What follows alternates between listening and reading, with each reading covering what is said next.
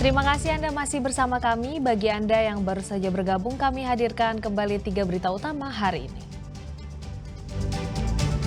Para penerima bansos beras di Kota Tasikmalaya malah dipungut sumbangan untuk petugas pembagian beras. Sebulan lebih tak turun hujan, puluhan hektar sawah milik para petani di Kampung Tegal Salam, Kabupaten Bogor terancam gagal panen.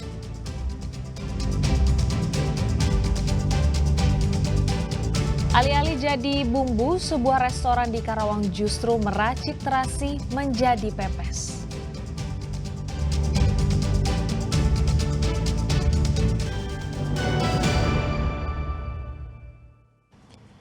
Pepes dengan bahan ikan, ayam hingga tahu tempe pasti sudah sering Anda temui.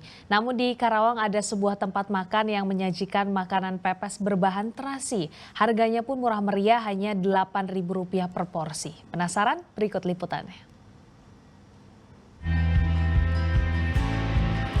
Bagi sebagian masyarakat Sunda, pasti sudah tidak asing dengan makanan pepes.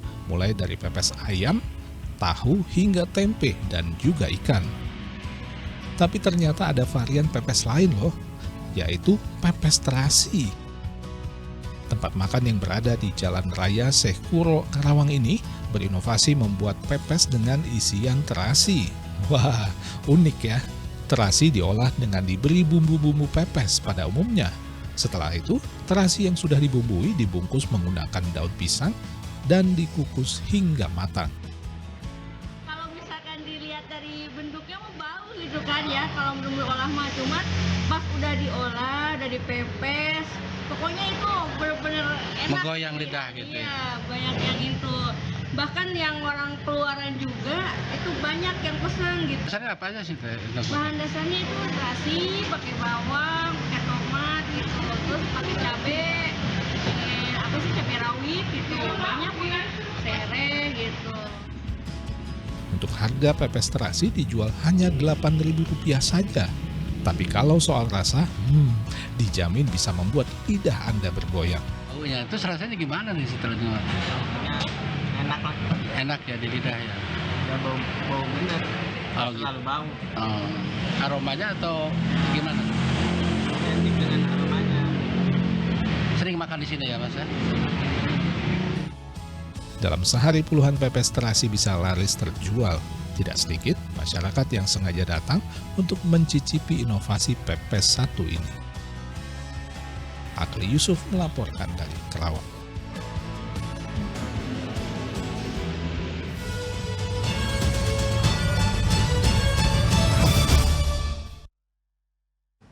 Menjelang peringatan Hari Kemerdekaan Republik Indonesia, penjual bendera musiman pinggiran jalan di kawasan Purwakarta Kota mulai banyak bermunculan.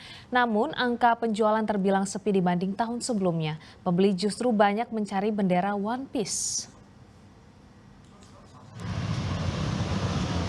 Suasana 17-an semakin terasa dengan kemunculan para pedagang bendera musiman dan atribut kemerdekaan seperti yang terlihat di Jalan Ahmad Yani, Kabupaten Purwakarta.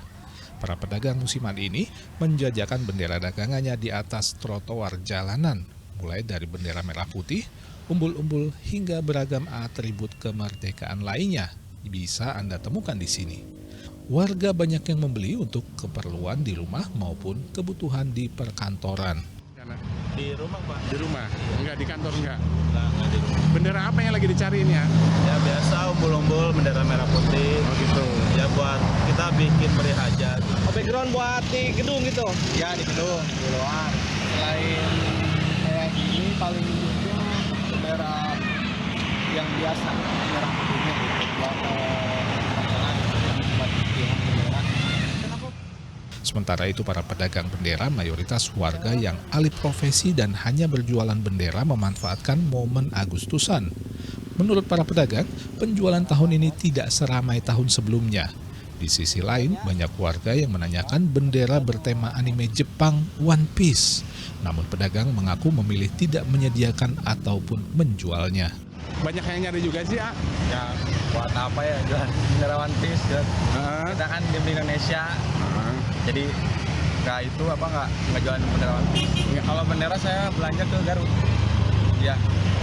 Jadi sehari-hari kerjaan apa? Kalau sehari-hari jualan tahu di pasar. Oh iya, setiap Agustus jual bendera gitu. Iya. Udah rutinitas. Tiap tahun bendera pasti jualan.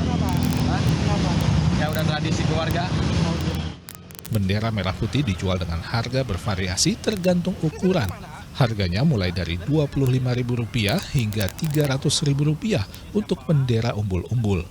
Diperkirakan omset penjualan bendera akan semakin melonjak mendekati tanggal 17 Agustus. Zainal Arifin melaporkan dari Purwakarta.